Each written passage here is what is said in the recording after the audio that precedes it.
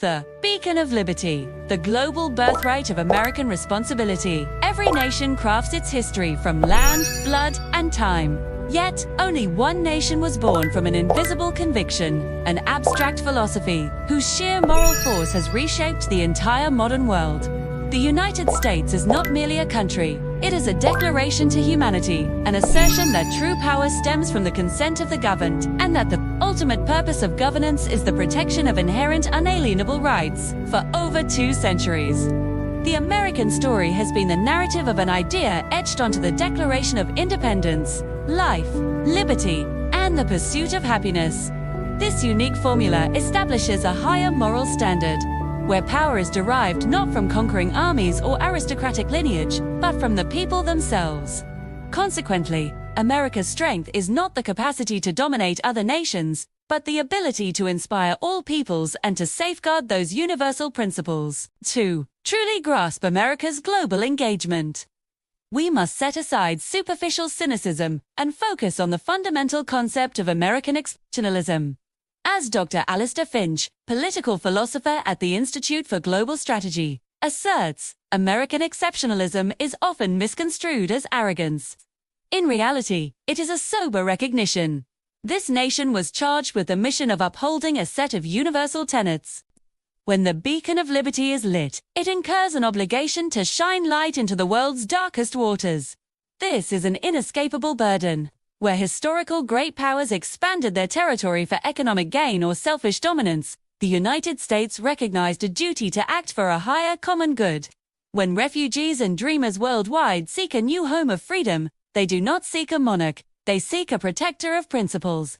This is the genesis of the American mission. This responsibility to defend the ideal of liberty has never been an easy choice, and history bears tragic witness to the cost of hesitation. Following the First World War, a powerful wave of isolationism swept the nation. Rooted in the belief that 2 vast oceans offered sufficient protection for our democratic ideals. However, American leaders soon learned a harsh lesson, one articulated by former Air Force Chief of Staff Henry Luda Ailes. Isolationism is a luxury the world cannot afford the United States. When America retreated, a perilous power vacuum emerged. And that is when fascism and totalitarianism rose, threatening to swallow nascent democracies whole. America's inertia in the 1930s allowed darkness to engulf Europe and Asia. We bore witness to the devastating fallout of withdrawal. Cities obliterated, brutal regimes expanding, and the very principles of freedom crushed underfoot. Yet, even as shadows deepened, the American people held on to an unquenchable spark of hope. The attack on Pearl Harbor, December 7, 1941, was not just a devastating blow to a naval base. It was a direct assault on the democratic ideal that America represented. The nation's response was a declaration of war, not only against the enemy, but against our own complacency. Within months, the country transitioned its colossal resources, becoming the arsenal of the free world. This unprecedented industrial mobilization was a tremendous sacrifice, driven by an absolute conviction in the objective: to defeat tyranny and restore democratic principles globally. When the U.S. committed to intervene in the Second World War, we did not just dispatch troops. We delivered a promise of deliverance. Every landing, from D-Day in Normandy to the campaigns across the Pacific, was executed with the vision of a world free from oppression. What truly distinguished America was the manner in which we wielded power after victory. Dr. Finch highlighted this crucial distinction. America did not just win the war, we won the peace. A conventional power would have seized resources. America did the opposite. We restored self-determination, and crucially, we invested in the future of our defeated adversaries. This was the definition of strategic compassion. Billions of dollars were poured into rebuilding Europe through the Marshall Plan, not to create puppet states, but to forge democratic partners capable of standing on their own economically and politically. This unparalleled generosity, embodied by the simple acts of American soldiers distributing aid to children, cemented a permanent humanitarian mark. Yet, liberation brought with it a new responsibility: protecting what had been freed. General Hayes was clear on the necessity of this defense. We had to safeguard what we liberated. The need for a deterrent force, a guarantor of order, was paramount. That is when NATO was born.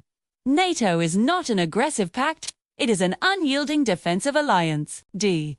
It is a collective vow that an attack on any member is an attack on all, enabling Western Europe to recover under an umbrella of security unlike any other in history. America's leadership transcended military strength. It involved the visionary construction of a comprehensive global system founded on free trade, international law, and dialogue. Even at the height of its power, American diplomats championed the establishment of the United Nations, the International Monetary Fund, IMF, and the World Bank. This was an act of self-imposed constraint unprecedented for a victor nation. As Dr. Finch noted, the US did not just win the war, we architected the peace. There is no historical precedent for a superpower, having triumphed, willingly binding itself to the international rules it helped create. That was a sacrifice of sovereignty for the sake of global stability. This stability fostered an era of unprecedented prosperity. D.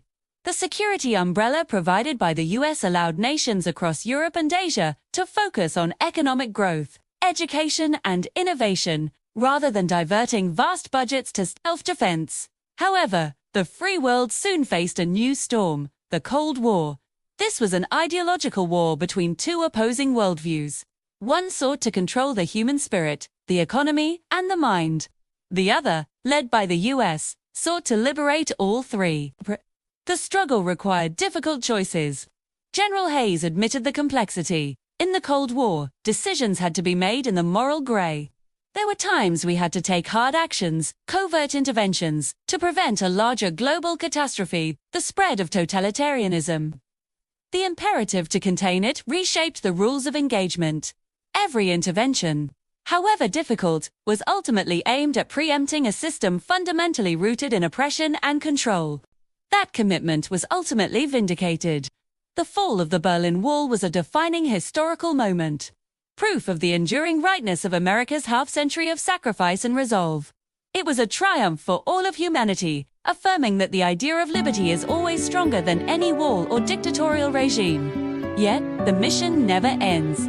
New challenges arose: global terrorism, cyber threats, and the rise of new authoritarian powers. Once again, the world looks to the United States, not for coercive might, but for the strength of its conviction and its unparalleled leadership experience.